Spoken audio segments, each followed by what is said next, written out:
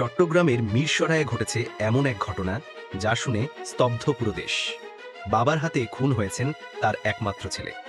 ২৪ বছরের শাহেদ আন্তর্জাতিক ইসলামী বিশ্ববিদ্যালয়ের কম্পিউটার সায়েন্সের মেধাবী ছাত্র।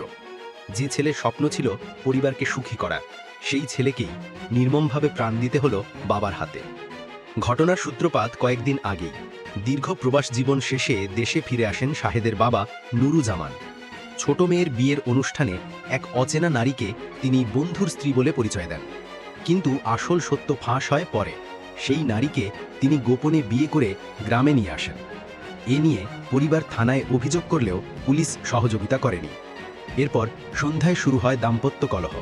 এক পর্যায়ে মায়ের পক্ষ নিয়ে বাবার বিরোধিতা করে শাহেদ, কিন্তু এই প্রতিবাদই তার জীবনের শেষ হয়ে দাঁড়ায়। ক্ষিপ্ত হয়ে নুরুজ্জামান ছুরি তুলে নেন এবং মুহূর্তেই আঘাত করেন ছেলের বুকে। চোখের সামনে লুটিয়ে পড়ে শাহেদ। পরিবার দ্রুত হাসপাতালে নিলেও চিকিৎসক মৃত ঘোষণা করেন। শাহেদের মায়ের বুক ফাটা আর্তনাদ, যে ছেলে আমার গর্ব, তাকে তার বাবাই হত্যা করল। পুলিশ জানিয়েছে পারিবারিক বিরোধ থেকেই এই হত্যাকাণ্ড। মরদেহ ময়নাতদন্তের জন্য পাঠানো হয়েছে, মামলা প্রক্রিয়াধীন।